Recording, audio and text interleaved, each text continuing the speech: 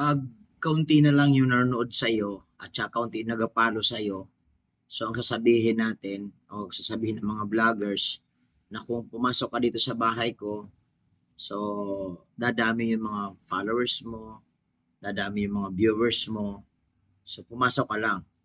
Pero sa time na mag-grow na yan sila, lumaki na, pagkatapos na talagang nandun ka na, baka sipain ka na nila palabas. So kaya sometimes dapat ma-realize din natin, no, lalo sa mga maliit na content creators, na minsan nagbabayad tayo ng mga followers para magkaroon tayo ng mga followers.